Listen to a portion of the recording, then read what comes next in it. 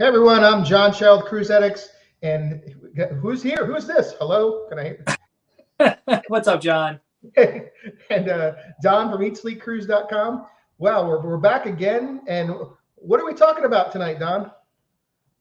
We brought this up last time we got to meet, and thanks, folks, for joining us. And folks were asking us about some tips we might have to save money on a cruise. So we figured, why not? Everyone likes to save some money. So we have some of our tested, tried and true ways that we save money. At least I know how I save money on a cruise, but I know you would save money too, right, John? Yeah, very cheap. It's economical. My wife says I'd say I'm economical. Yes. What a wonderful word that is. So yes, that's actually how I look at it, because I mean, I'm kind of old school where, and I see people talk about this in the groups, kind of like, well, gosh, if I paid that, I could cruise 2 to 3 times, on the, potentially. That's the way I think it. And I know a lot of cruisers think that way. And well, first of all, obviously, thank you all for joining us. We've got plenty of people joining the chat. Don, thanks for being here and putting this together. Once again, we've got EatSleepCruise.com and Cruise Addicts combined together on this wonderful live stream, how to save money cruising. Very important. Obviously, with the economy the way it is, it's all about, we're going to give you tips to help you save on your next cruise. We put some great things together, and we're going to go over it. But more importantly, we actually want to have you tell us what your tips are. Let's all work together. Let's learn together. No one knows everything, and things change daily. And hopefully we'll have a great time moving forward, no matter what the economy does. I agree. Yeah. So definitely make sure in the chat, let us know some of your tips, or if we say something, definitely let us know if those are things you've done before. And I liked what you said earlier, John. I'm always looking for ways to cruise more. That way, if I get a good deal or use some of these tips, then I just end up booking another cruise. Yeah, and we kind of talked about this before we went on live here. It's sometimes those hidden costs that you're not thinking about that can kind of sneak up on you, that you think, oh, I got a great deal. But once you actually get that final bill, you're like, oh, I didn't think about that. So it's those hidden things that you really have to focus on. And I know we have that in the list here. You got to really think about the overall picture. You don't want to get surprised at the end of the cruise. You thought you had a great deal, and then you get that final bill and you've got sticker shock. Well, you're right, but we're gonna help you avoid that sticker shock. But you are right that you got to know what's included with your cruise. So that's always important, especially since I know we have folks who sail on all different types of cruise lines. Every cruise line's a little bit different as far as what the inclusions are. But why don't we want to get started? And we have a particular order, but of course, folks chime in, let us know in chat some of your tips. But we want to get started with what I think is personally one tip that we always live by. Oh, you said, what's that now? Is it always tip you always live by? Yeah, Okay. this is the one tip that we always live by. So I don't know if we want to just go ahead and there as folks are coming into the chat. Yeah. Oh, and I was just thinking, I wanted to let everybody know, hey, be sure to check in. I know we asked that. So many people are coming in right now. Great numbers. I really appreciate you all being here. But please check in. Let us know about your cruise that's coming up. I know Don has one coming up. I've got one coming up. We'd happy to talk about that. Let us know where you're cruising next. And of course, give those cruise tips to us. Share with everybody here in the room here. And of course, we'll start with number one here. And Don, do you want to bring that up? Sure. Yeah, I'm happy to do so. So this is one. And of course, people who know us live by this. Book your cruise early. I can't stress this enough, especially if you're like us and you like to go on the newer ships or some of the larger mega ships from the contemporary cruise lines. We're known to book cruises like over a year out, but if you can, 8 to 12 months is usually our recommendation. We literally had 2 people this past week in our community. One person's trying to book a cruise for February of 23, and another couple and their family trying to book something for April of 23. And I'm like, oh, well, April's not too bad, but February for me, I'm like, if I wanted to go on a cruise in February and it's October, I'd be stressing out. So booking early in our view, we always get a good deal. I can only think of one time, John, that we booked, again, about a year out, 10 months out, and the cruise actually got cheaper. Any other time we've done it and we've looked to compare prices, the prices have definitely gone up. Yeah, and once upon a time I sold cruises kind of like to co-workers and stuff like that. So I got to see behind the counter to see exactly how the cruise, pricing really was. And it's fascinating. And it's exactly what you said. I'd sold a coworker a cruise almost a year out, like almost as early as they could, nothing fancy rate. And as that year went on, right, I kept track of it. I monitored the rate because I was really curious, just like most people are, do they, because you see all, especially as a travel agent, you see all these specials coming up, specials on top of specials. And yeah, is the pricing good? Yeah, but it never was touched. That low price that I originally sold my coworker at the time, that client, never touched it. So she got a great deal just by booking 12 months out, and the whole year, even last minute specials, never came close to her great rate just by booking early. So yeah, it's a really big deal. And so definitely, if you can, go ahead and do that. But we're also I know we're gonna tell you some other special things you can do to alleviate to still give you a good deal on top of it. Right. Yeah. And the other thing about the booking early too that you just mentioned, and this might, depending on which of these tips you follow, of course, these are all recommendations, right? Some, if you do all of them, you save the most money, but depending on your circumstances, some of these you might be able to do, and others you might not be able to employ just because of your life or whatever. But when you book early too, you get your pick of cabin. So if you're a particular person who definitely wants a cabin on a certain deck or in a certain location, midship, or like an aft balcony or whatever the case may be, that's when you have the greatest inventory. And like you just said, the probability of it going up is slim. Like I can think of it once. We've probably booked over 40 cruises, and I can only think of one time that the price actually went up. So you can also monitor those two until final payment as well. But I think, John, before we hop to the other one, we got a lot of people who are doing cruises. If we want to kind of maybe share some folks here, we got folks from Myrtle Beach, or folks from Maine, folks going on river cruises, going on mega ships. A couple of shout outs before we hop on to the next one. Yeah, maybe. Sure. I'll hand it over to you there.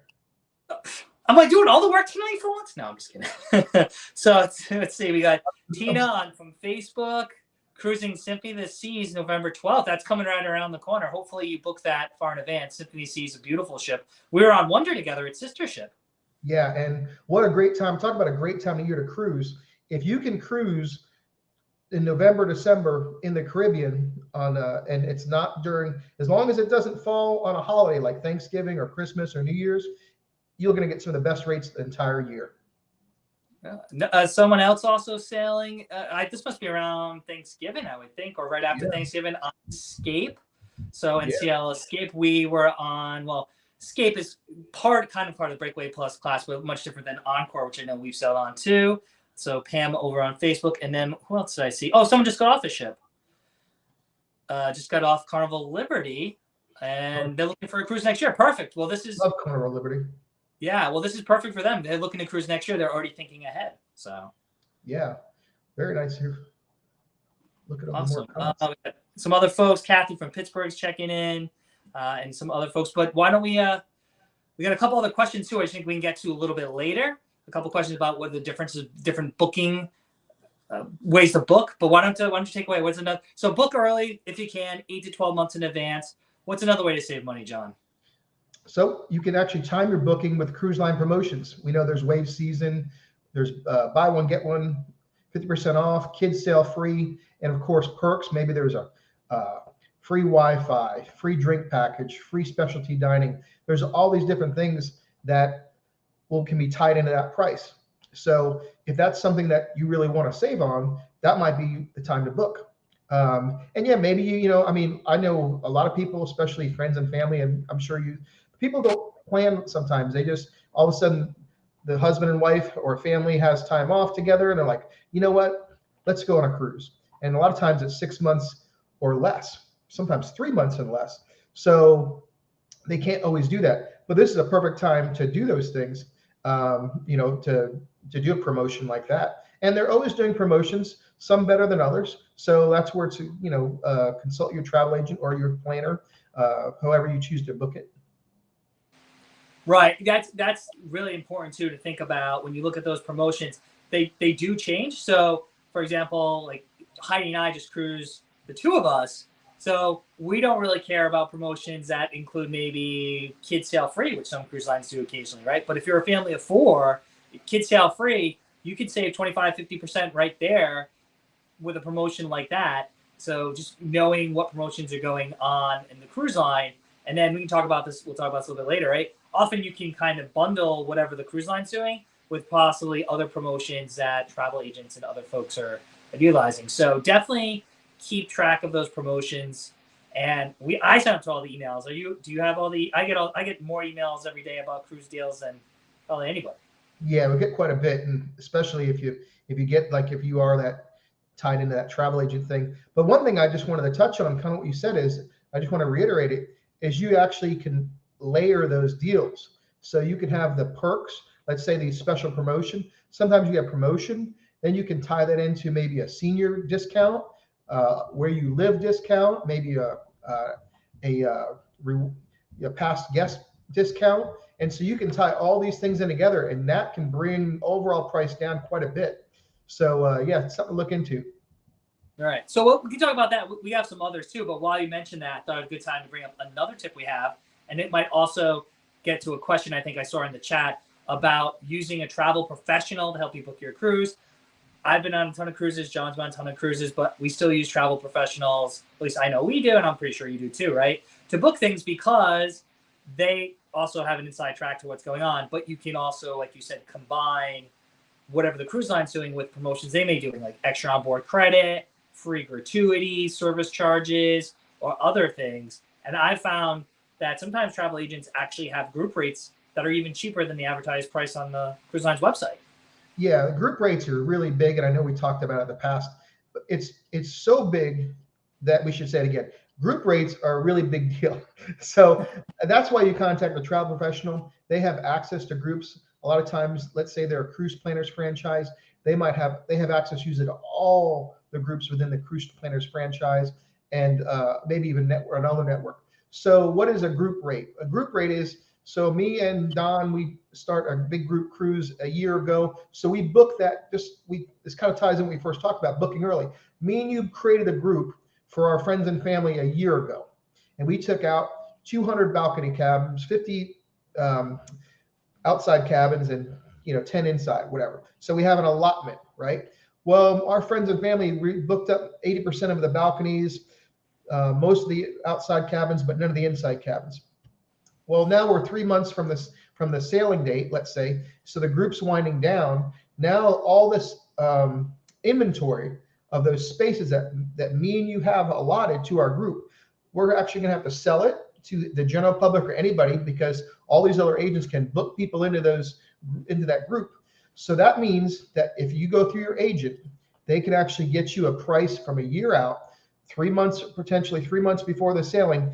So you got a great rate. Oh, by the way, we also have a casino credit. We have a robe. We also might have a cocktail party or a drink credit, or all kinds of other perks that you couldn't normally get, because it's just a great group cruise. Because those perks are what sells not only the good price, but also those perks help promote and market that group to the all the customers. So I can't say enough about groups.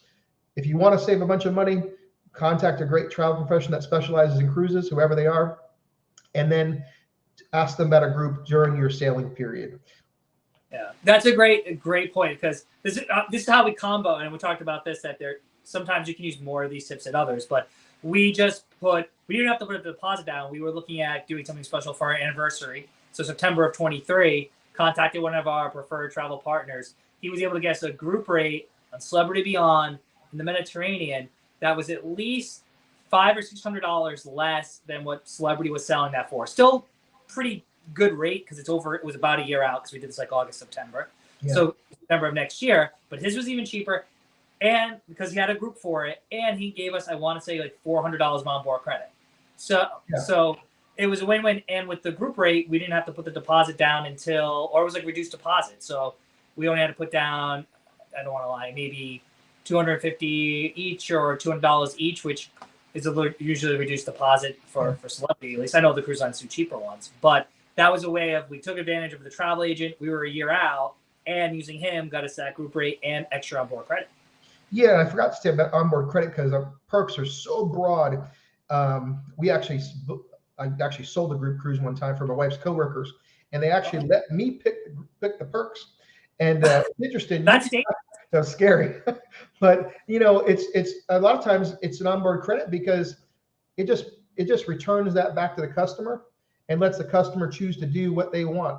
all of a sudden you got a $400 onboard credit. I mean, it can really go a long ways for if you want a few extra drinks, if you want this, you want that, you want to book an excursion, you want a specialty dining. It can go a long ways rather than some things that you might not be able to utilize or all the customers might not want, So yeah, right.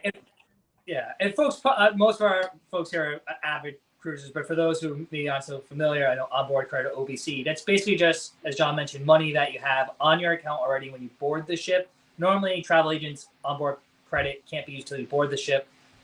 Cruise lines now, most of them let you use that onboard credit pre-cruise to purchase stuff, but usually the travel agents or travel professionals, theirs you can't. So just free money that you can use for especially dining, shopping at the shop, yeah. drinks, as you mentioned. So yeah, that's another way of just having more value, because now they're giving you that basically money to use for whatever you'd like to use it for. So and there's other perks too they can give you as well. Yeah, even sometimes they'll have your tips are covered, or you can use your onboard credit towards that, or both. It's just all about how, and that's why we'll go into that as well. But sometimes if you're flexible, you can just get amazing deals, like to touch on that. Let's say you go on a group cruise during like October in the Caribbean or November in the Caribbean, when it's a low season, right? But the ships need to get full. You can get some amazing rates, and all of a sudden you've got tons of perks. And and that same cruise in July on the same ship, same food, same everything is 2 to 3 times more, and no perks. So if you're flexible, and we're going to touch on that, you can do some amazing things. You get some amazing deals. Definitely agree with you. So we will touch on that. So quick, while we're talking about travel agents, we had a question from Facebook about what's the difference between a PVP and booking a travel agent. And I'm going to go on a limb here. John, correct me if I'm wrong. PVP, preferred vacation planner? I think it's personal vacation planner. Personal. I think that's Carnival. I think the Carnival brand. And Okay. and that was kind of revolutionary back in the day, I think, when they started selling in-house directly, because the travel agents are, it was usually outside sales, like, basically all the travel agents are what sold the product. And then I think Carnival started having their PVP or personal vacation planners where they sold them directly. And I know I've seen some that have Facebook groups and so on and so forth, and they seem like they're almost like really are set up like a travel agency, but work for the company. And so the personal vacation planner basically is employed by the Carnival. And I guess there's other brands that have similar things, but I can't speak for all, because the arrangement situation, you might be totally different. You might just be have a call center. But I think the understanding is the personal vacation planner does have like a relationship. And I know I just had one contact me the other day from Norwegian. So I think they have a similar model. But what the difference is one's employed by the cruise line.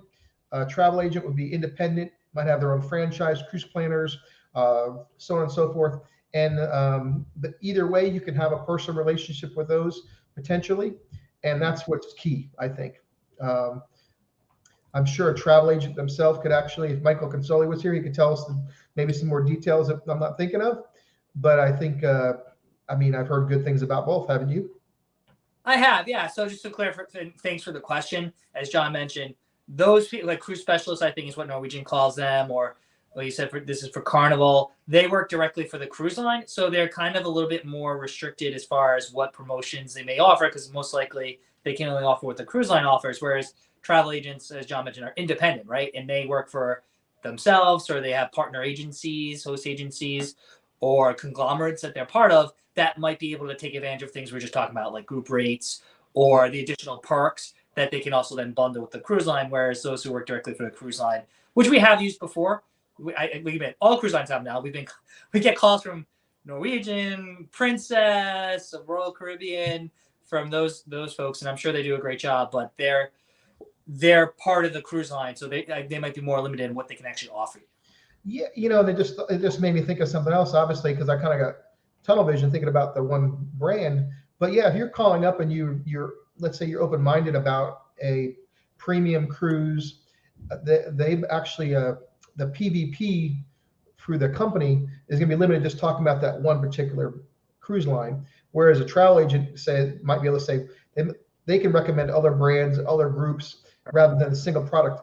because nowadays you have so many competing brands where you might be able to get a similar experience on a similar product through a different cruise line that you were originally looking at, but save a whole bunch of money and maybe have a better time. Yeah, I got tunnel vision too. I wasn't even thinking that, because normally when we talk to someone, we've already kind of decided on either the ship or the itinerary when we book. But that's right. Other folks out there, when you're probably planning a cruise, you may not know which cruise line you want to use. So obviously, going with a travel agent definitely broadens your horizons, gives you more options. We're usually just a little bit further ahead because Heidi's such an overplanner, right? Normally, when we reach out to our travel partner that we work with, we normally are like, oh, we already kind of have an idea of the ship, or like we want to do the med this time of year or whatever the case may be. So hopefully that answers folks' question. And either one is fine, but I think a travel agent probably just gives you a lot more options, right, John? Yeah, perfect answer. Wow, perfect. Look at that. Perfect answer. I wish my wife could hear you say that. I don't think I had a perfect answer. It's perfect. Perfect. So we talked about that. You mentioned this briefly, so let's bring this up again because I think this is uber important, is cruising during off times, right? Yeah, and it's of course it varies through the different where you're going, where you're cruising. If you're in Europe, it has its own perimeters. If you're in the Caribbean, if you're in Alaska, so just to talk about the Caribbean, rule of thumb, especially I lived in Florida for forever. So the rule of thumb was when the kids are in school, the rates drop. So that's rule number one. Because that same ship, we talked about that earlier. Let's say you want to go on Oasis of the Seas when that was the newest thing. Now Wonder of the Seas, the newest ships are going to be top priced because the demand's so high. Everybody wants to go on the latest and the greatest thing. Well, let's say it's super expensive. If you're flexible, you can go on that same ship that in July at peak season will be much, much more affordable when the kids go back to school, even a week after, even the first week of September. When right. all the northern kids go back, because the whole country's competing, trying to go on that particular ship. There's only one ship in the whole world. So when you look at those rates, you'll see it just boom, they drop quite a bit. So if you're flexible, and you don't have kids, or if you want to bring your kids out of school, some parents choose to do that. That's of course a personal choice. If you want to pull your kids out of school, maybe it's a regional week off that other school systems in their country don't have. I know we have that nowadays. My daughter was off this past week in Georgia. So sometimes it gives you opportunities.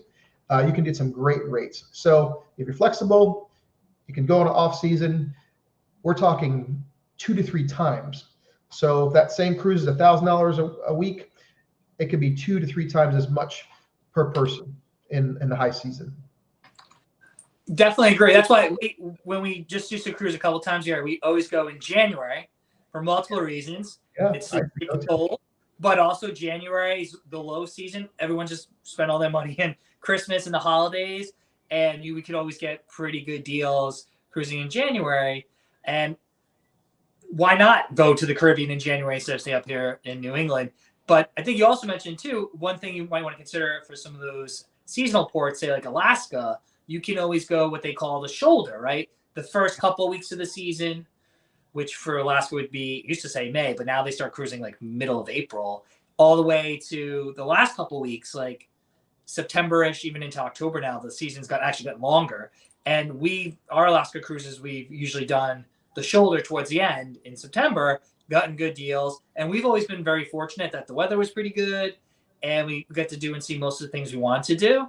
So that's another thing to consider, even though those may be, kids may not be in school, but every region has kind of those shoulder months. The Med has it too, or Alaska. Canada, New England, we just did a Canada, New England cruise. That season's much smaller, but all those, you can usually, if you go early in the season or later in the season, get a better deal.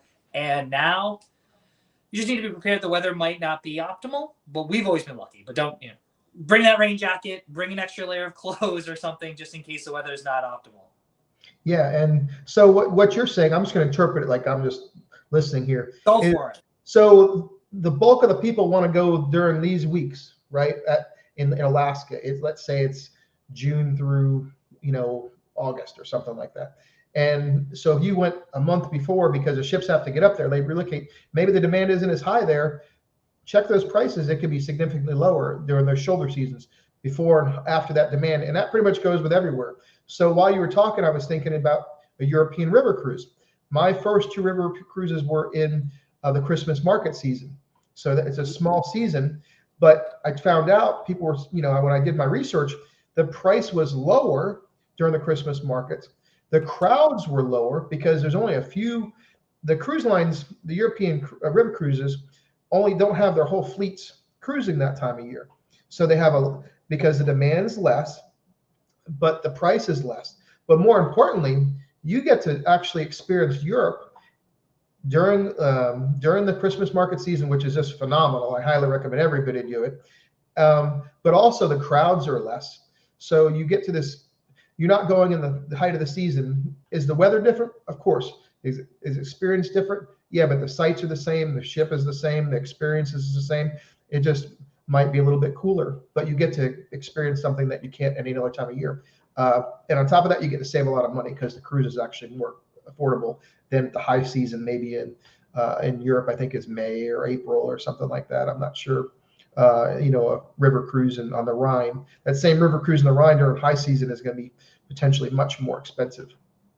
Right. And when you do the mega ships too, the other benefit of going on the off times, like you said, there's less kids. Not that we don't like other people's kids, but they're fine. You can say it. I love your kid. It's great. And my nephew is great too. Everyone else's kids aren't, but I'm just kidding.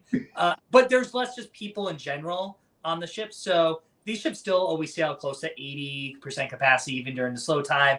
During the busy time, they're 100 plus double occupancy, right? Because they have families and things. But during the off times too, you can save some money, and it's usually not as busy. I can't guarantee it, but we've never had issues sailing on like Oasis class, Quantum class, or Breakaway Plus class in January, like getting reservations, places, going to shows. Whereas if you go in July, like you don't book everything day one when you board the ship, things can sell out quickly, right? Yeah. So what you're saying is it's a totally different experience potentially during the high season and the low season. It not only costs you less, but your overall experience was better because there's not every third and fourth passenger cabin filled. That adds up on a ship that holds thousands of people.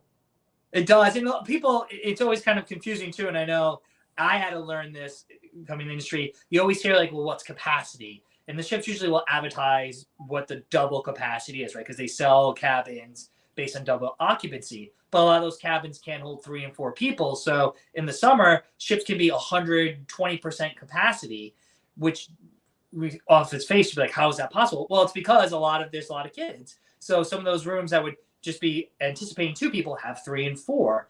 And that just makes it more difficult for everything, right? To do the attractions or go to the shows. So you get a little added benefit. But I do feel, at least maybe now, because we're kind of back to hopefully some normality, I do feel like people are taking time and taking advantage of some of these tips already. So maybe I don't want to guarantee, hey, go in January or first week in April or May on Alaska cruise. It won't be on the ship. There'll be other people on the ship too taking advantage of things too. So it's not a guarantee, but we've been fortunate taking those off time cruises, having I think a little fewer cruises than say if you went at the peak times. Cool. Yeah, I totally agree. And I could talk all day about this. But before we continue, I just want to say one little thing here. Please follow us, give us a like, give us a thumbs up. Of course, if you haven't made a comment, check in, say hello. We really appreciate your support. If you're enjoying what we're doing here, like I said, give us a like, follow, subscribe. We really, really appreciate it. And more importantly, thank you all for being here. We really appreciate it. Yes, I like that. But thank you. This is my attempt, folks, for the thanks emoji. No, I really appreciate it. Yeah, well, I appreciate everyone, and I always forget because I just love talking about this. But it does help. At Eat Sleep Cruise, at Cruise Addicts, all over social media. You can find us there. Subscribe, follow, like. It does help us out, so we can do more of these and make them more regular and help everyone, as we like to say, see the world one port at a time. You like that? Yes, it's awesome. It's awesome. We leave off. Yeah. Before we head on, I'm just seeing. We have another tip in here about this would be something you kind of touched on quickly, but we might touch about this other military discounts. Always ask your travel professional about those. It's huge. Don't forget. those can be huge. Yeah. And first of all, thank you for your service. But yeah, I don't know personally, but do you know roughly how those work? It's like a flat like 25%, 30%, I think. I don't want to be wrong with the percentage because I used to know better, but it's actually like a percentage rate. And I know Royal Caribbean has some for law enforcement, fire, police, EMS. I believe they like first responders. They had different rates. And of course, if you're 55 and older, there's a senior discount on pretty much every cruise line. I'm not there yet, catching up though. But it's you got to be 55 and older, and that's very significant. But I believe the military discount's actually quite a bit more. I think it's a little bit more. So yeah, really, really great, phenomenal discount, and a lot of times those can be combined with other discounts.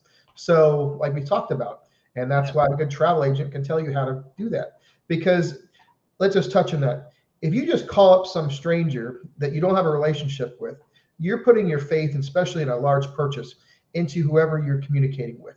But if you have a relationship with a great travel agent and say, this is what I'm looking for, because it's a unique product and there's multiple brands going after offering similar products nowadays. There's a lot of competition.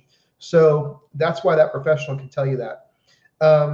And they can actually, but when they look up the rates, one thing, like I've looked at it, we talked about the BOGO, we've talked about the perks, they might have all these different rates. Doesn't mean that's the lowest rate. It just means that those come with those perks. And are they discounted if you bought them a la carte? Usually, of course. But down at the bottom might be the basement rate. Like you just do that on your own because you're gonna go on and you're gonna buy it whatever way you want because maybe you really don't need free Wi-Fi.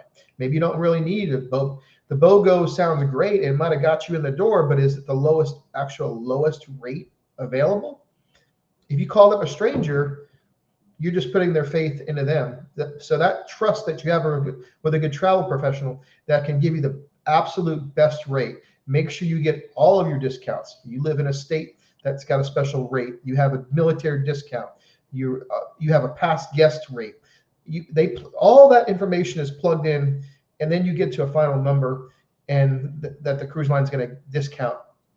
And you have to trust that whatever they tell you is going to be a great value for you and your family. That's why it's so big about relationships. It's not just a marketing ploy. You're making a large purchase with hopefully someone that you have a long-term relationship with that can suggest multiple products. That's an expert. So that's my speech on that. But it's a good point because as you mentioned that he mentioned military discount, the Facebook users use military discounts, but there are other ones you mentioned: firefighters, EMT, law enforcement, like you or yourself. My good friend across the street is. It can't hurt to ask. Say, I think I remember Norwegian was doing promotions for teachers a couple of years ago. They will be doing it. I don't know personally, but it doesn't hurt to say, well, this is the professional services I do. Maybe there's a special rate or promotion. Sometimes people just skip even mentioning those things there too, which I think we'll talk about a little bit later too, how to leverage some other things that you have, potentially some rewards or maybe loyalty with cruise lines to get better deals. But one tip I want to make sure we don't get, because we have so many great comments and people checking in. Great. One thing I'd be remiss if we didn't talk about would be guaranteed cabins. Yeah, I know we talked about this last time. So, do you want to cover that for us? Well, we can both cover it. I don't want to be a hog. I would just say, I start talking, I can't stop. The cruise we are going on, we have 3 cruises coming up this year. 2 of them were guaranteed cabin rates. We did a cruise on Disney Wish, July, guaranteed cabin, ended up getting an aft balcony cabin, which one of my favorite places, right? Awesome.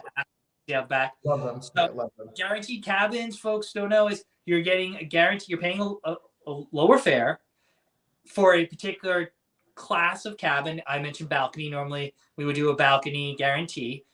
You just don't know where that cabin's going to be until a few weeks out from your sailing. So you take advantage of everything else we already talked about. It's lower rates. If you book a year in advance or whatever, it's going to be even lower. And the only thing you're sacrificing is picking the exact cabin number. We do it all the time. And knock on the cheap IKEA wood here, we've never had an issue. Sometimes you get an obstructed. We usually do it for balconies. Sometimes you get a partially obstructed view or obstructed view balcony. That's the roll of the die. But I don't know. Do you book guarantees, John? Oh yeah, and I know we've talked about it before. It's almost like $100 per person. When I was booking them regularly, it was at least $100 cheaper per person, like right from the top. And then sometimes you have this really, really expensive balcony category, right? And let's say it's like $8.99. You could book a guaranteed balcony for like $6.99. Because like you go into like a Royal Caribbean, it has all the different categories when you're trying to book it. Well, you couldn't. The cheapest balcony was like $8.99 per person or whatever it was at the time. This is like $6.99, so it's significant. And sometimes I remember looking at it. Sometimes you couldn't believe what you were seeing because they might not even have, like, it was so low. It was such a big difference just to let the cruise line. And just to clarify, you're letting the cruise line pick your cabin for you. So if you're flexible, it's all about flexibility. If you don't mind letting them pick it, you could be in the front, you could be in the back, you could be but it also opens you up for upgrades. And that's the way it was kind of sold to me, because people are so big on that. And of course, marketing, it's kind of a marketing thing, to be honest with you, but it's become a bigger thing nowadays. Yeah. But if you're flexible, you're going to potentially get a much higher category cabin. Maybe it's going to be the center of the ship on a higher deck, which is considered much more expensive.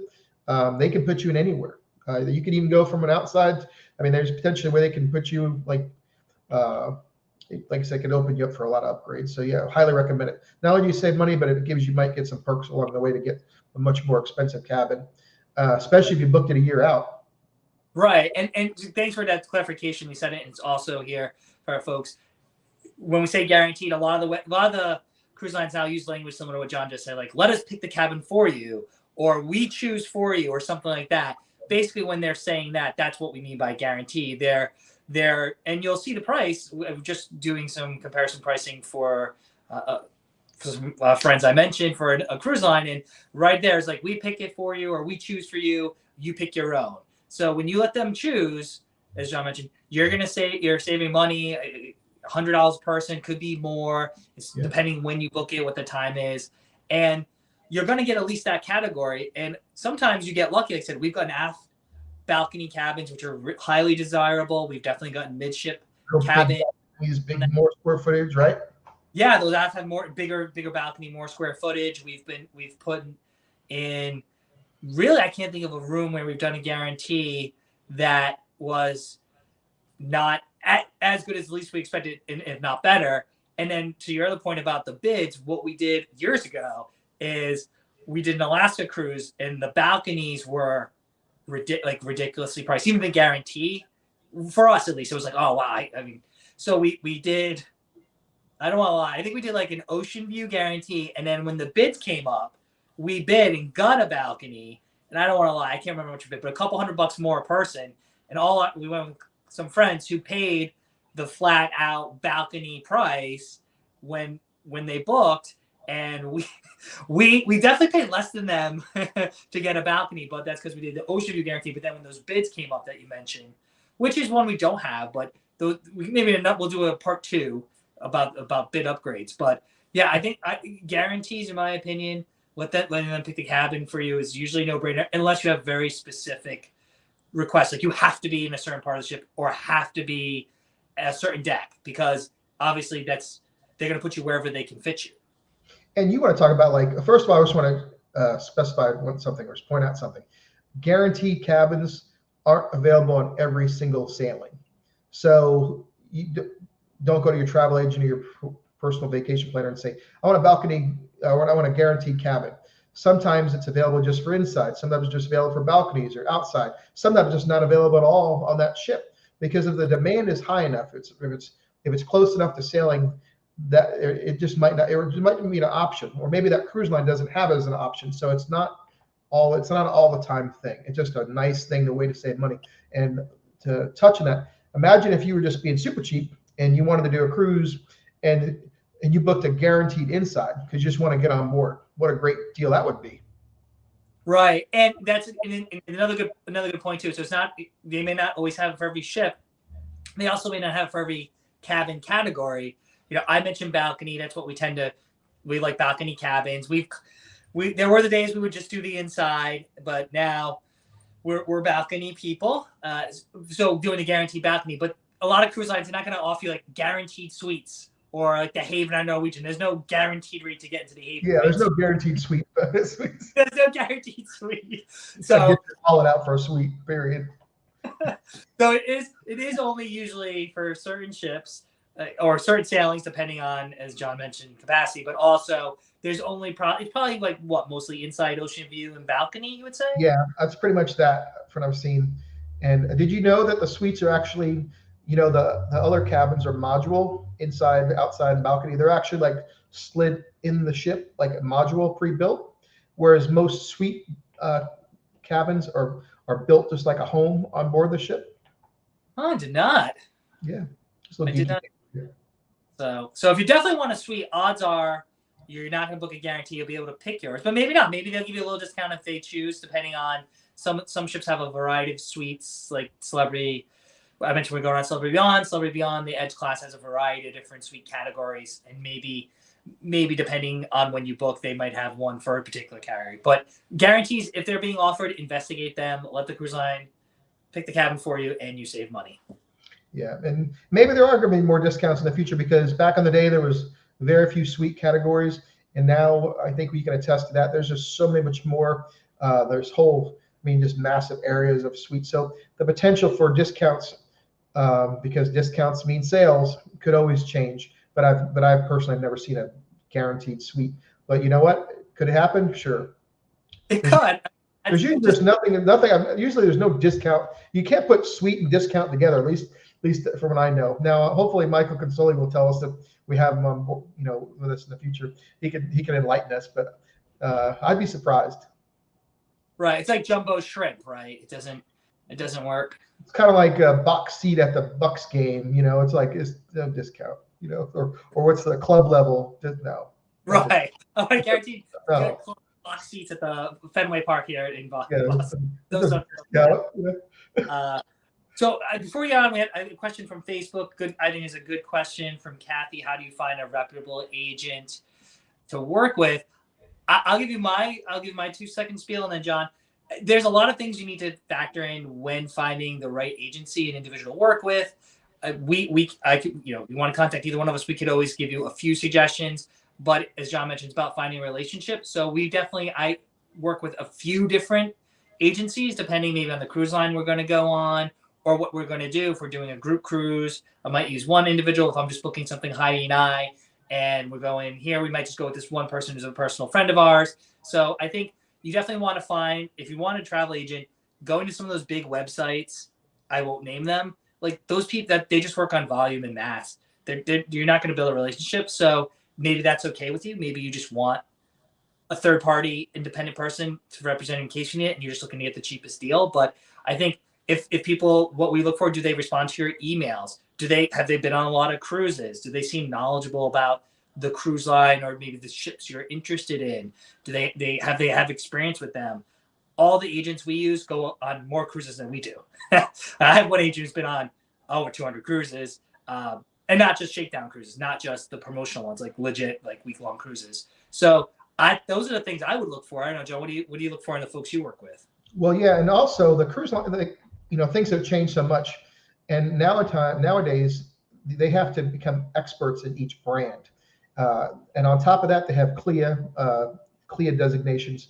So the Cruise Line Industry Association actually has training. So they have a Cruise Line Industry Association training and different levels.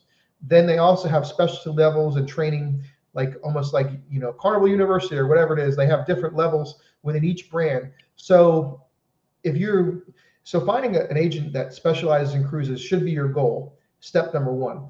Then how much training do they have in each brand that you're actually shopping for? Are they an expert in Carnival? Are they an expert in Holland America? Are they an expert with Viking Cruises? Are they expert with Royal Caribbean? Because when they talk to you, they're going to talk to you with a vast knowledge. They're going to know more than you could ever imagine, inside and out. They're going to know about the tours. They're going to know about the destinations. And that's what you want. You want a friend, like a friend. Maybe they're locally. Maybe you're okay dealing with one of the top agents in the country and talking to them over the phone because they're not in your state or around the corner. And that's a trade-off, but you with the knowledge that they have. So it's that balance. But you really do want someone that is a specialist in cruises. They're going to monitor your rates. They're going to know all these things we talked about as far as knowledge. It's not just lip service. Things have changed so much with cruise travel that they actually specialize in each particular brand. So that's my recommendation. Is it easy to find? There's probably Google reviews. There's probably Facebook reviews on each of these brands' websites. It's very competitive, but I think the cream always rises to the top. So on the social media is also the agents we use. I know personally have a social media presence, and they're posting things right, not just sales, but they're actually posting things about new ships coming out, or that they were on a ship or did a tour. So you can kind of vet folks too. As John mentioned, there's all these certifications and education that they need to have from the cruise lines and just CLIA in general. But go to social media. Are they active on social media? And if they are they going on cruises? Again, some of the folks we know always on social media, have a social media presence, are cruising and sharing stuff. So I get the sense that they actually like cruising. And that's another thing I look for too. Like, are these agents this is just like their 9 to 5, or do they actually like cruising as much as we do? Oh, I should say love, I guess. And we usually only work with folks that we know truly love cruising and travel, and you know that they're going to be there for you because they're invested in it too. Yeah, and the good ones I've met are actually really passionate about it, because they have to be passionate about wanting travel, but more importantly, have to be passionate about customer service. Because who do you want to call it in the middle of the night when you're in Europe and need help or need advisement? Or more importantly, they're going to tell you exactly how to prepare before you leave on your trip to make sure you have the proper travel insurance, that where something goes bad and you need to be air flighted out of the Mediterranean, and you're going to get home safely, and you're going to get proper medical care, wherever that may be. It's there's so many different things, and you know what? It's all fun and games until it happens, right? Well, right. So that's first thing. If your travel agent tells you that travel insurance isn't worth it, I'd look for a new travel professional. We always have travel insurance. We actually buy like a yearly plan, but also supplemental if it's a really big trip or I'm going to be gone for a long time. So little things like that too, that they can walk you through more than just, hey, I'm able to get you this deal. They might also have suggestions on excursions or maybe other things that they might help you get your dining reservations. They go that extra mile, as John mentioned. So I think hopefully, Kathy, that helps a little bit. It is tough because as John mentioned, it seems like every day there's more and more people in the travel industry. Yeah, and it's just amazing when you find someone that's an expert in that particular brand. They'll do a deep dive and start talking about the special dishes and the sandwiches you have to have and the soup you need to have at this particular thing. Yeah, it's pretty fascinating. Do they talk about the cheese fountain on Carnival? The cheese fountain? Oh, you're talking about the gravy. Gravy fountain. I wonder if that's still out there. The sauce, the sauce fountain on the Mardi Gras, Carnival Mardi Gras. Yeah, I hope that's still there. I'm going on the Carnival celebration for the naming ceremony, and I really hope that they still have that in the deli there. I'm gonna take a picture. I know I've got to find a picture and put it up on our next one, our video or something. I know I have it. That's a deep cut for folks who've been coming to some of our lives. John and I love to talk about food. Yeah. And last time he dropped this. First thing we said is pizza. Yes, pizza. Yes. But apparently a gravy fountain on Carnival. I have not seen it personally, but. So there's a question. If you're watching, and so many of you still are, we really appreciate it. Tell us where your favorite cruise line pizza is. If you can put it down in the comments, we really appreciate it. And if you love pizza, please give us a thumbs up and a heart because it touches. It's right here. That's them flight. So we're gonna take our food break for a minute to get some other tips, and I think a couple other questions. Them flight words, the best pizza at sea. I love to hear what people have to say. Yeah, it's subjective because you'll see people say something, you're like, no, it's not. No. Well, God, I'm trying. Well, I don't want to answer. I want to wait for a couple folks to answer before I give my opinion. So we'll hold on that. I know we had a question here. Well, Willie asked about this, so I'll get to this real quick, and then we can talk about some of the tips we have. And thanks again for all the questions. Keep them coming in comments. How much does your insurance cost? So there are several plans. We use Alonzia, and they have, I think, a couple different categories. Ours for the couple for Heidi and I is about $575. And don't quote me on all of the coverage, but it includes thousands of dollars of like travel delays, lost baggage, staying in hotel, things happen. We have an 800 number that we can call 24 hours for things. And then all the medical, as John was mentioning, like medical emergency services across the world, things like that. So it's a baseline plan. So it's always there, which I like. And then again, depending on like we've done, trips where we're gone for 2 or 3 weeks, I might say, hey, we're going for this. I want to add extra baggage loss coverage. And they can actually price out, oh, well, if you want to upgrade for that span, it's another $70 or whatever the price might be. So, but there are other folks we know who are digital nomads who also have similar type of travel insurance. So there are different products out there, but ours is $575. We've been doing it for years now. Knock on wood, never had to use it, but it's there. And I'm not worried if we miss our flight. I'm going to call my insurance company. If Heidi's always concerned, like we almost lost the bag in, was this summer? It was in Europe. Our bags, John, were like the last 2 bags to come out. I kid you not. And like they had already left. They had the transfer to the hotel had already left us, and the representative from the cruise line was there. And I'm like, then I saw them come like falling down. I was like, oh. But if they didn't show up, call the 800 number. You have coverage to go buy stuff. So there are more than just the ones we use with Alonzia. And like I said, it's $575. So travel insurance. Do you have a plan like that, or do you just go kind of? So just to clarify, because I'm just hearing this for the first time. And I've heard that company is supposedly really the go-to company. So highly recommend that. But this is an annual plan that you buy. Is that what you're saying? So instead of like when you buy a cruise, right? Usually like, an extra $75, you get the travel insurance for that trip. What the yearly plan does, we never have to call in advance. It covers any of our travel. If we have any of those hiccups or instances we need, medical, delayed flights, canceled flights, lost baggage, all those typical things travel insurance covers. The yearly plan basically covers up to a certain amount. But it's not per trip, so it doesn't matter. We don't have to call and say, hey, next week we're going on Celebrity Beyond, which is a couple weeks, or Disney Wish, or whatever.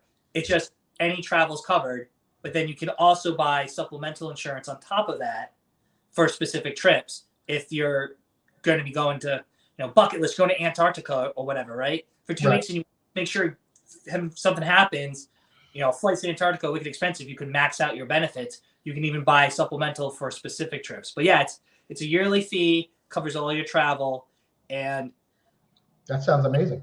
It is. I highly recommend it. If you do more than 3 or 4 trips a year, whether you're a retiree, cruise addict, or whatever, basically after 4 trips, it depending on what type of level of insurance you get, it's basically like 4 trips. So if you're doing more than 4 trips, look at these yearly plans. Again, depending on what coverage you want. Each plan has a little bit different what they cover and what their maximum payouts are.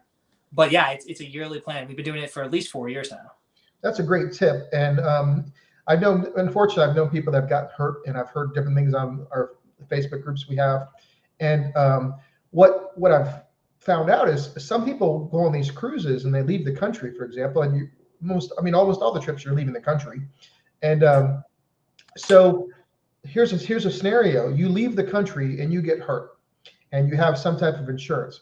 But if you get seriously hurt where you need surgery, which is unfortunately happens quite a bit for a lot of people, they're going to stabilize you, but your insurance, your medical insurance that you have, whatever it is in the United States, is not carry over outside of the walls of this country, these borders of the United States.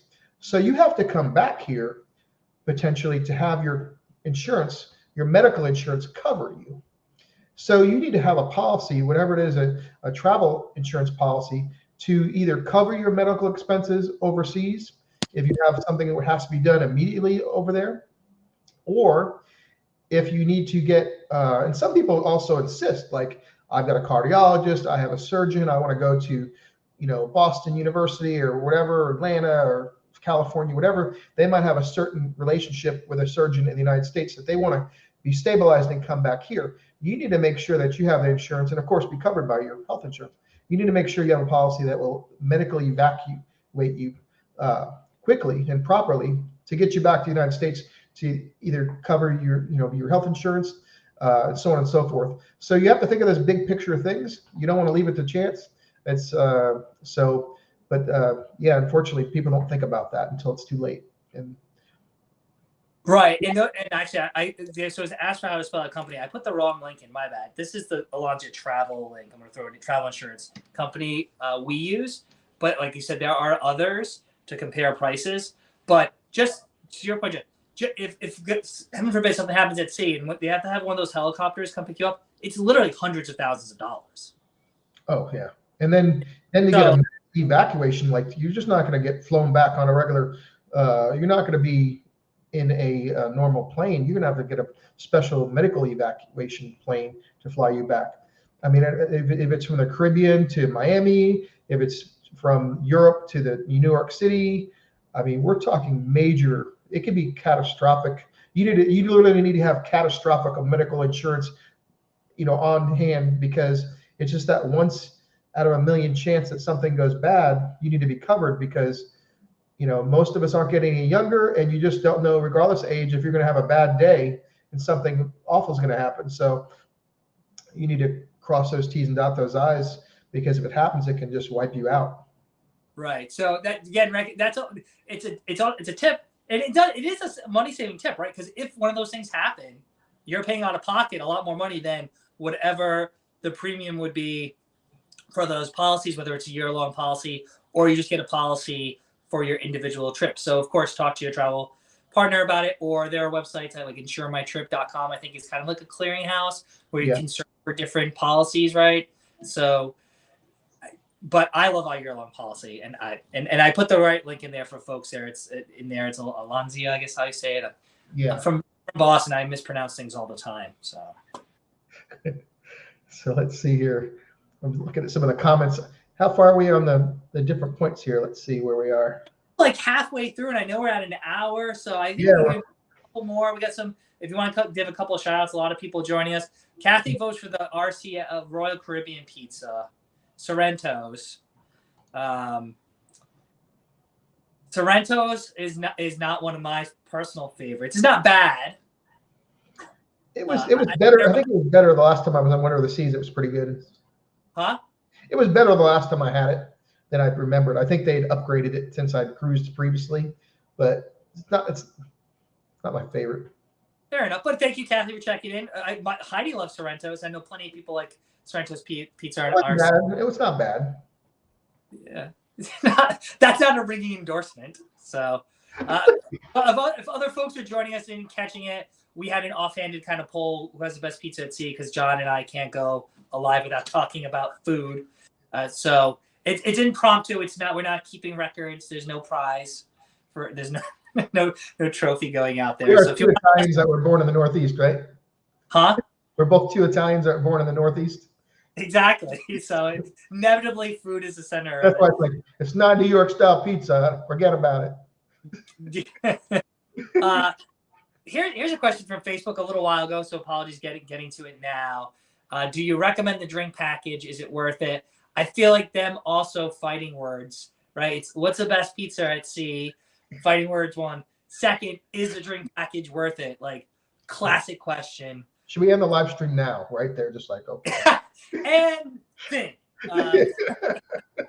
What it is going to do, John, what's going to help me? We should do a live. We'll have people just talking about drink packages.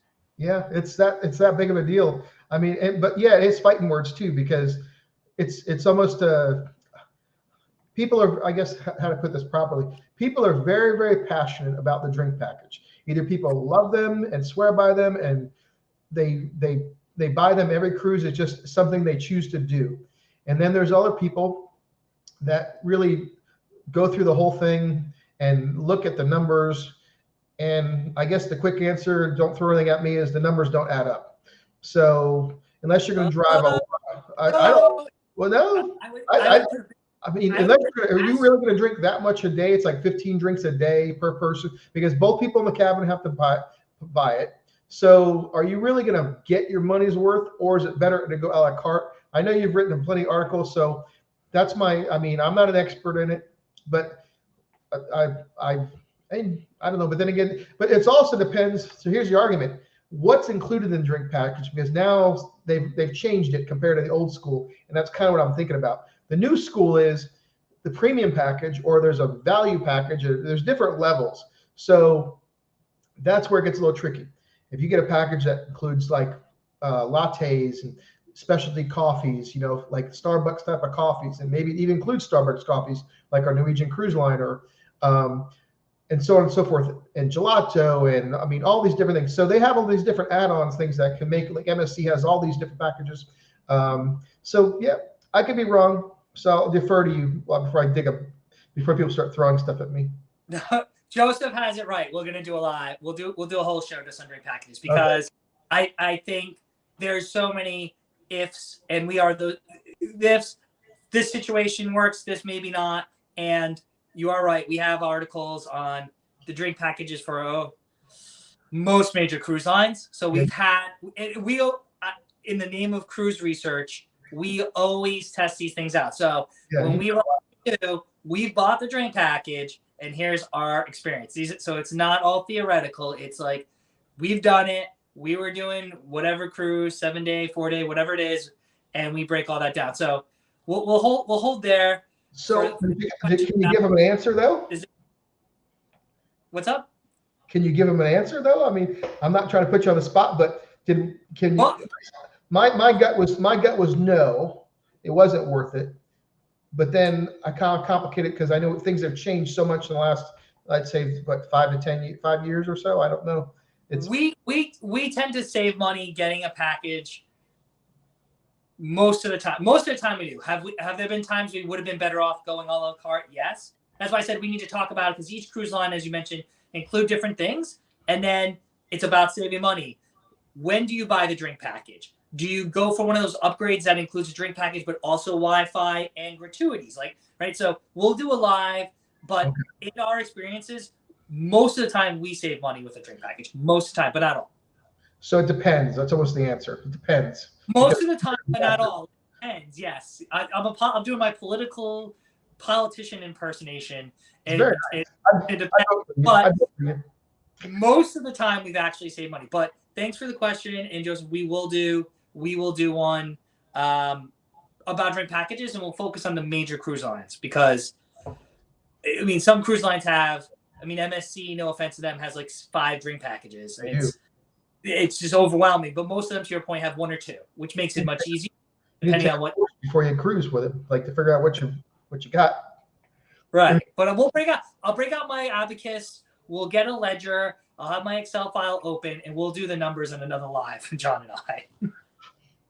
I haven't heard abacus a lot. Well, I always like to say. I haven't heard that in a long time. You're showing your age there. My age, those are ancient. I never really used an abacus in school. I don't know how that even works. I actually had an abacus growing up in school. Thanks for the questions, comments, folks. Keep them coming. We had a question here about using Carnival Cruise gift cards. So maybe, John, I don't know. It's also from Joseph. I don't know. I don't have an experience. I don't know if this sounds right, but he uses the gift cards to buy stuff, and then I guess he get the gift cards at a discount, so that helps save money.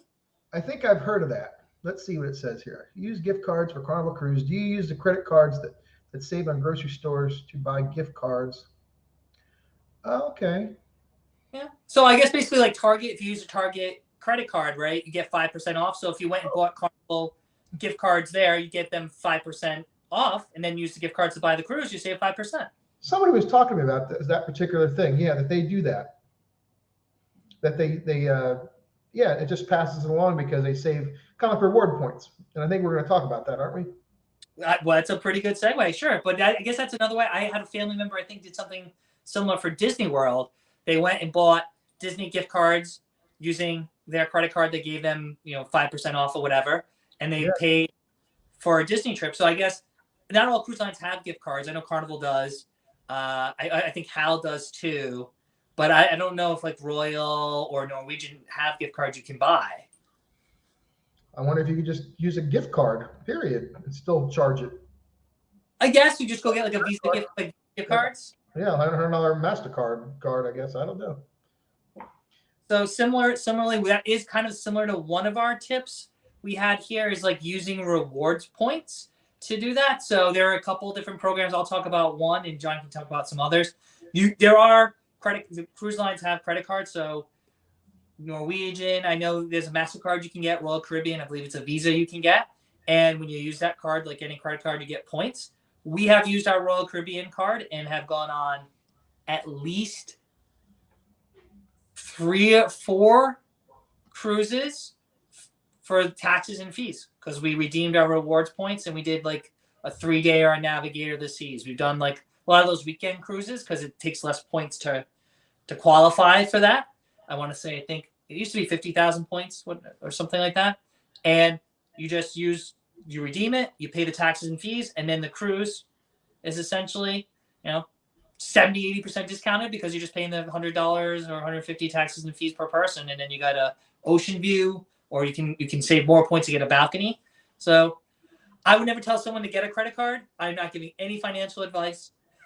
Where's our disclaimer? This isn't CNBC. I'm not giving any advice. I'm not telling you to go. Don Buchel is not telling you to go get a credit card, but there are rewards programs you might want to investigate. And like I said, we have personally gotten at least 3 or 4 free cruises by using a Royal Caribbean Visa card, which Royal Caribbean is the cruise line we sail the most with. It was the first cruise line we sail with. We do love a lot of cruises, but we just happened to, we got that 10 years ago, the credit card 10 years ago or whatever. So I know there's people that they totally not game the system, but they utilize those rewards cards. They'll find some big bills that they can actually run through their credit card to build up their points. And there's whole websites. I know the pointsguy.com, and there's people that have websites and message boards and what's the best card, because it's to them, just like the other fella here, it's free money, 5 to 6%. It's a lot of money on thousands of dollars. And that's what we're talking about. So why not potentially fly for free and cruise for free just by being strategic about it and running your big bills that you're normally going to spend, and being disciplined about it, because if you can't be disciplined, you're going to be out of luck, right? With the credit cards, because but yeah, they're just strategic about it and they get free BJ. We have a BJ's card. So BJ's wholesale, and one of my coworkers talked about that. You get free groceries. But they also have, so each card's different, and of course the cruise line cards. We could do a show about that maybe in the future, because that's something we could learn about. Because I'm really not up on all these cards, because it is a little bit dizzying, because what every card's different, and I'm sure they change, and there might be different levels, but it's definitely something to look into. And if you're disciplined about it, you get a great chance to you buy your groceries through it, and maybe you can pay a big bills on it, and you just set it and forget it. And of course, pay it off regularly with the cash that you have anyway, and you get to cruise potentially for free or reduced. So great idea. And people are always, and it's really not costing you any much money. It's just being strategic about it. Right. And I mentioned the cruise line, so we have Royal Caribbean, but there's also, just as John mentioned, there's tons of websites out there for all the other all the credit card companies like Chase or them. They have just travel reward cards where you can redeem them for not just cruises, but hotels, flights, or whatever. And that can help too. We do have a Southwest. We also have a Southwest credit card, and we've done tons of free flights because from where we live, it's from Providence or Boston. It's a quick hopper down to Orlando or to Fort Lauderdale to take these cruises. And that's one of the busier carriers up here. So again, you can use some of these rewards. Not telling you to go get a credit card. You gotta know your own financial stuff, but it is a thing to investigate, and it might not just be for the cruise. Maybe it's for the flights or the hotel, right?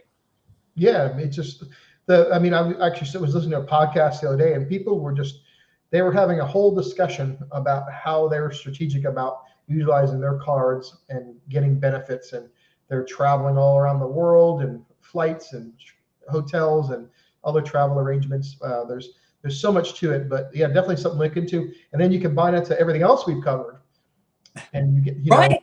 it's just amazing. And all of a sudden you can really stretch those dollars or those reward points even further and make the best of it. So I know. So folks, again, thanks for all the questions and comments. Some of your tips or reminding us of some other ways to save money. It's been really helpful. I know we've been at an hour, John. I think it's a good segue. We'll do one more, and then we'll have to do a part 2 for tips because I think it's also related to this. So again, rewards points could be a cruise line credit card, could be your regular credit card. Take advantage of getting gift cards for some cruise lines, using groceries and getting discounts that too. The other thing too, right? Loyalty with the cruise line itself. Oh yeah, and it's really huge because when you log in, like I said, when you go to a cruise line, and even when you deal with your travel agent, they want to know a few things we talked about. Are you a senior? Are you in the military? Are there any special rates that you qualify for? Also, what's your past guest number? Because that puts you in a certain tier. If you're, pinnacle, diamond, whatever the thing, gold, silver, whatever it might be, where are you? Because that's going to pull up special rates and a special price level that you may qualify for. And so yeah, you got to try that out because it's a built-in. A lot of times it's a built-in thing, and they usually also have a login to that area, like where it gives you special deals and just shows you the special deals that only you qualify for on that tier. So yeah, it's a whole other level, right? Of rates. Which can also be a double-edged sword because then what happens is you end up cruising more with one cruise line or another, and then it's sometimes tough to switch because you're like, oh well, I don't have any status with cruise line X, so you feel like we went on our first ever Disney cruise. We love Disney, but Disney Cruise Line, DCL fans out there know with their loyalty system, the higher you're up there, the earlier you get to make reservations, the earlier access you have to certain things. So when people like me who've never been on a cruise go to book something, everything's gone or mostly booked up because all the other folks who have status, who've sailed multiple times with DCL, book it up, which is completely fair. Like we have more status as Royal Caribbean, so we get to take advantage sometimes of those kind of perks of being diamond that other folks don't have. So it is a catch-22, but you should always tell your travel agent, at least if you don't know your number, they can look it up for you too. But if you've been on, like I've only been on one Carnival cruise, but they still email me. I'm was it VIP? What is it? A very important person, I think it is. Yeah. So I'm very important passenger. I'm not really sure. A passenger is? Yeah. I'm not sure if it's a very important person, a very important passenger. But yeah, I mean, it's cool. I mean, yeah, it's a must do. And they can look up the numbers for you. I mean, I don't think anyone expects you to actually remember all these things. And of course, if you're a heavy cruiser, you're gonna have it right there when you log in for yourself. But yeah, great idea. Very important, fun person. I think VIFP, is that what it is? Yeah. See, that's right. Thank you, Brad. I appreciate it. And apparently, Brad, it stands for a very important fun person. So, Brad, what level are you, and what are the perks, if you know off the top of your head, if you can share with us, what are the perks? Because people get so passionate about this. It's serious. I got free laundry. I got free internet. Now I'm a diamond with Royal Caribbean, so that's a big thing. I had free 4 drinks a day credit. And then that every package isn't worth it at that point. But that's a different line. Yeah. So hopefully Brad will share us in, and we can do a whole show on this. And this is such a great show. I really appreciate it. We're having a great time. We're talking up a storm, but we're also learning a lot. And we're both learning and sharing with everybody else. Yeah. So thank you everybody for your input. Platinum's best perk is Express, Embark, and Debark. Yes, because that's like almost like faster the fun. You have to pay like $50 per person or $30 per person. But his status, you get right on, and it's literally like fast track right on board, boom. And a lot of times you're in a special area just for like suites and stuff, and it's like really nice. So you get on board and just hang out, and you're ahead of everybody. It's almost like the lightning lane on Disney World, but it's for the ship. A lot of cruise lines now offer that, like their suites get on first, or like you said, you can buy a package. Royal has the key, which is has other stuff, but also similar to faster to the fun. So that is a nice part, getting priority embarkation and disembarkation. That's always cool. So, but you got to earn that. You earn those, right? That's why when people say with Diamond you get the drinks or with the platinum level, but you've been on those cruises with whatever brand you have loyalty with. So it is a nice benefit. So that's why sometimes people they just stick with that brand because they know that they have some, they're working towards those levels so they can get all those benefits. And it's funny, I'm thinking, listen to this, and of course we've been on Viking quite a bit. It's a lot of this stuff is big ship problems, and Sure. big ship perks that don't apply to smaller cruise lines or smaller ships. And but it makes a world of a difference. And some people they want to get off as soon as possible. They want to have a full day in the let's say Port Miami or what have you. So it's all these things add up. It's just convenience, and at least it's optional. Especially like tours, I know they get on the same thing. I think maybe Brad can mention this. Sometimes, usually, they also have a special area. So if you're going to Coco Cay or if you're going to a private island like Carnival or whatever brand, you go to a special area and you get the first tender to the private island. So you have priority embarkation or priority getting off those tours. So really cool. That is a good benefit of, especially at a tender port, like you mentioned. Yeah, that's what I'm trying to say. You're either status because they sold it, or you're booking something direct with the cruise line because you do get that kind of priority. But listen, we got 2 show ideas already from the great community out here. We're gonna do drink packages. Yeah, and we're on the Brad said, you get priority tender. And like I said, we've heard about some of the things. I mean, and the perks they've really expanded it. Like now, like the last cruise we've had, sometimes they'll even ask what drinks we want because of our priorities, our status. Do we want water? Do we want Coca-Cola? And it's per person, and we get there, and these nice things are there. Sometimes there's a gift. Like I said, other cruise lines, free laundry service, which is wonderful. Sometimes it's drinks. Of course, there's repeater parties. We got to think about that. Sometimes there's tiered repeater parties, which is like a cocktail party with hors d'oeuvres and so on and so forth. And there's, of course, I started Cruise Addicts in 99, and they've talked about all these things are talked about in groups and forums all around the internet, and the nuances, and people are very, very passionate about all these things and how they've changed, and how they haven't. But I think they've actually improved in quite a bit. I think it's very significant. The cruise lines want to keep the repeaters.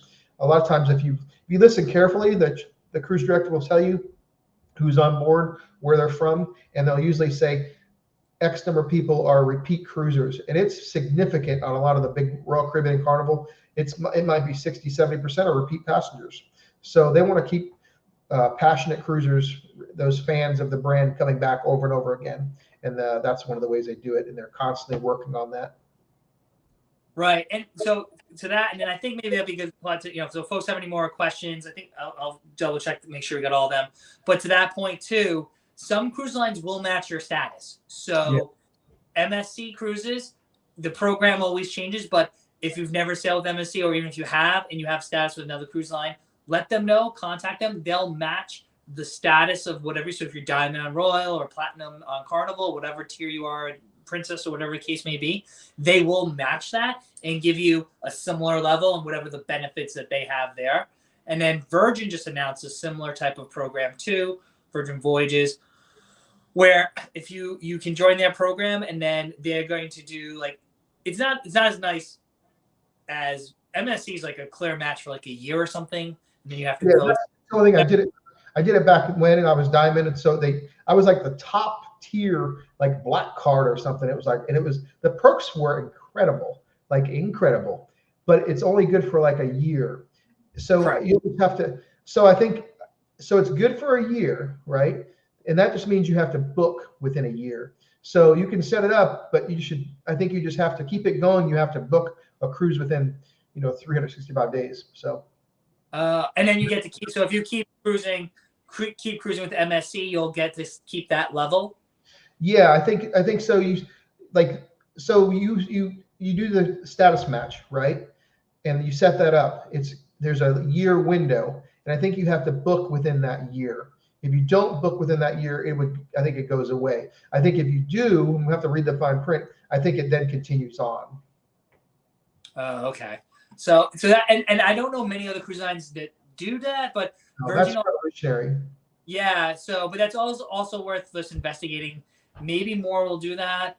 And some of them roll out. I also asked, I said, Virgin just rolled out kind of late their loyalty program and what it includes. So you can go register. I also think they're doing something similar with the matching.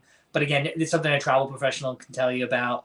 But I think having, using that loyalty or using reward points, like we mentioned, those are just kind of other alternative ways that you could save money to get free cruises, cheaper airfare, whatever the case may be. So, and I know we had more tips, John, but I think we can save someone for part 2 of how to save money.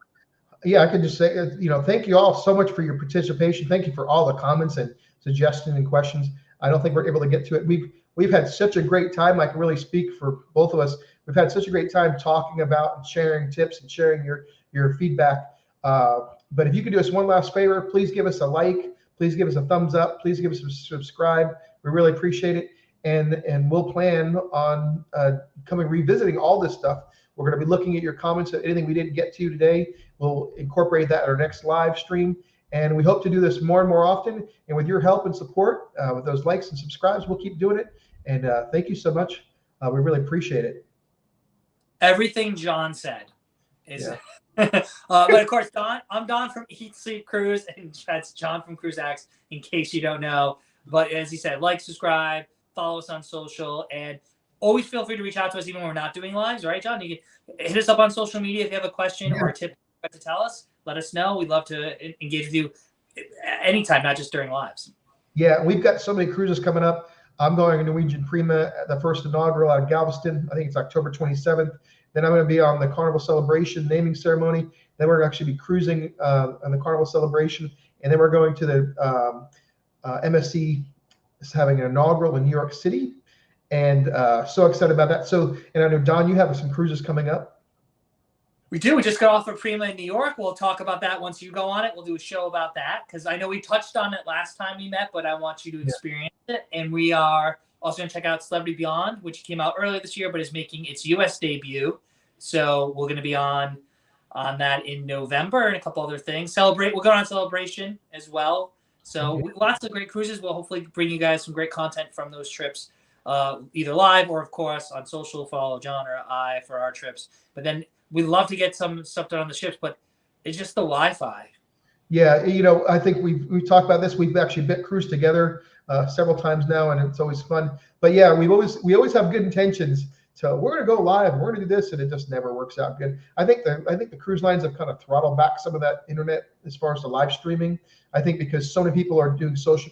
I mean, those plans have all changed and stuff like that. But the reason why I bring it up and talk about what we're doing is we want you to look at our brands, look at our social media, and our websites, because we're having this coverage for you. I know we work really, really hard to bring you some of this stuff firsthand. It's what motivates us to work hard and have you all join us here. But that's what we have on deck as far as some of the coverage we're bringing you soon, on top of breaking news. Of course, all that and more. So yeah, thanks again, everyone, for sticking with us. And John, last word for you, John. No, thank you all for being here. Like I said, we keep saying it. Thank you, Don. And until we meet again, be safe and happy cruising, everyone. Happy cruising.